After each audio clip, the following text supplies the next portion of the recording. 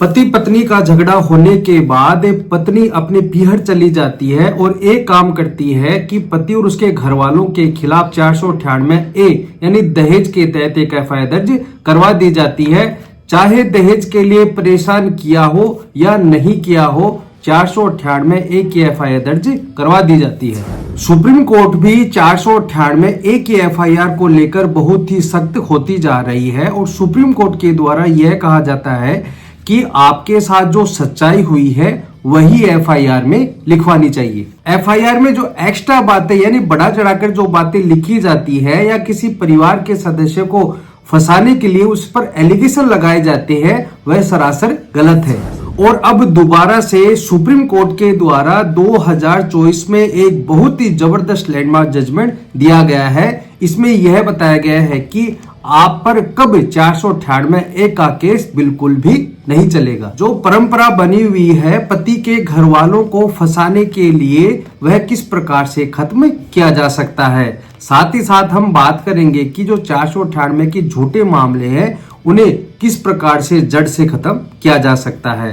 तो जानने के लिए बने रहे वीडियो के अंत तक। मैं मनसन एडवोकेट और आप देख रहे हैं मंतल अलबिलो। वीडियो अच्छा लगा हो तो प्लीज इसे लाइक करें। अगर आप चाहते हैं कि ऐसे इंटरेस्टिंग वीडियो मैं आपके लिए लाता रहूं तो प्लीज चैनल को सब्सक्राइब जरूर से कर लें। आज का जजमेंट है Yashodeep Bishan Rao versus state of Maharashtra. 21 अक्टूबर 2024 को ये जजमेंट आया है। जजमेंट का लिंक मैं नीचे दे देता हूं, आप जाकर देख सकते हैं। इस मामले में यह होता है कि पति पत्नी की शादी होती है, दोनों में डिस्प्यूट हो जाता है। डिस्प्यूट के चलते पत्नी के द्वारा पति और उसके घर वालों पर यह आरोप लगाए जाते हैं कि पति और उसके घर वालों ने मेरे को मानसिक व शारीरिक रूप से परेशान किया, मेरे को टॉर्चर किया, मेरे से दहेज की मांग की गई, लेकिन इसी बीच ही अननेचुरल डेथ हो जाती है पत्नी की। इसी को लेकर पत्नी के पिता के द्वारा पति और उसके घर वालों के खिलाफ 498A 304B यानी दहेज हत्या के मामले को लेकर एक FIR दर्ज करवा दी जाती है और सभी घर वालों का नाम लिखवा दिया जाता है। FIR दर्ज होने के बाद इन्वेस्टिगेशन होता है। इन्वेस्टिगेशन में सभी व्यक्तियों को आरोपी मान लिया जाता है। उनके खिलाफ न्यायालय में चार्जशीट पेश कर दी जाती है। चार्जशीट पेश होने के बाद उसमें ट्रायल शुरू होती है और संपूर्ण ट्रायल होने के बाद सभी व्यक्तियों को सजा कर दी जाती है। लेकिन ट्रायल कोर्ट के द्वारा IPC के सेक्शन 498A के तहत ही उन्हें आरोपी माना जाता है। 304B यानी दहेज हत्या के मामले को नहीं माना गया। अब आप ध्यान से सुनना कि जो आरोपी थे उनमें से जो एक आरोपी था वह था ब्रदर इन लॉ यानी पति की बहन का पति यानी जीजाजी। उसके खिलाफ भी 498A के तहत FIR दर्ज करवा दी जाती है और ट्रायल कोर्ट के द्वारा उन्हें सजा भी सुना दी जाती है। अब जो ब्रदर इन लॉ है वह इस आदेश के खिलाफ जाते हैं हाई कोर्ट के पास और हाई कोर्ट में जाने के बाद यह कहा जाता है कि इस मामले में मेरा कोई भी लेना देना नहीं है, मेरा किसी भी प्रकार से इन्वॉल्वमेंट नहीं है और किसी भी प्रकार से कोई स्पेसिफिक कोई एलिगेशन भी नहीं है। मैं हस्बैंड की बहन का पति हूं, केवल इस कारण से मेरा नाम लिखवा दिया गया है। ना केवल मेरे खिलाफ चार्जशीट पेश हुई है और मुझे उसमें सजा भी कर दी गई है, जो कि सरासर गलत है।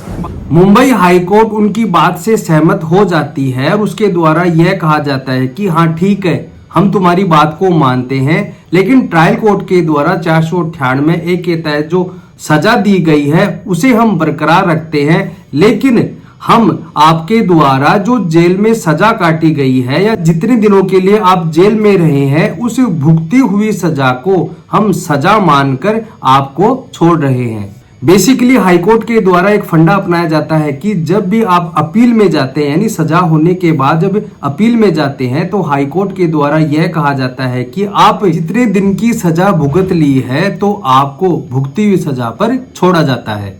लेकिन जो जीजाजी थे यानी जो ब्रदर इन लॉ थे उनके द्वारा यह कहा जाता है कि मेरे को इससे कोई भी मतलब नहीं है कि मैं कितने दिन जेल में रहा, लेकिन मेरे को इससे यह मतलब है कि मुझे गलत फंसाया गया है, मेरा नाम गलत रूप से लिया गया है, मेरा कोई रोल भी नहीं था, फिर भी मुझे सजा दी गई और इस सजा के कारण मेरी सरकारी नौकरी भी चली गई।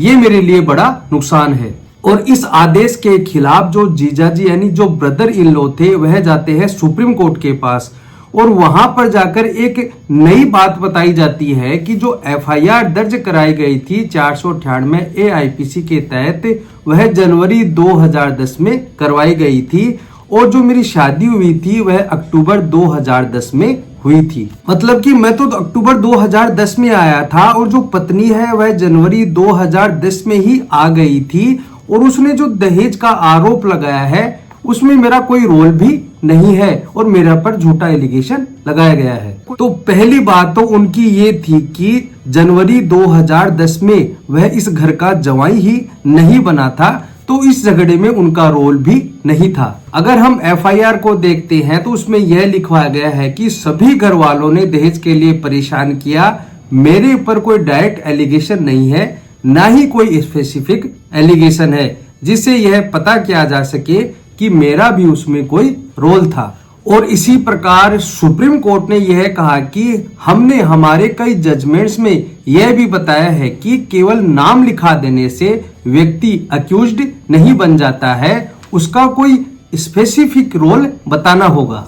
इन सारी बातों को सुनकर सुप्रीम कोर्ट भी हैरान हो जाती है और यह कहा जाता है कि जिस दिनांक को यह आरोप लगाया गया था वह व्यक्ति उस दिनांक को इस घर का जवाई ही नहीं बना था और केवल नाम लिखवा देने से पुलिस के द्वारा उसे अक्यूज्ड मान लिया जाता है। नीचे की ट्रायल कोर्ट के द्वारा इस मामले में सजा कर दी जाती है और हाई कोर्ट इसमें इंटरफेयर करने से मना कर देता है। अब वक्त आ गया है कि हम इस पर कड़ी गाइडलाइन दें और सुप्रीम कोर्ट के द्वारा अपने ही जो जजमेंट दिए गए हैं उनका भी हवाला दिया जाता है।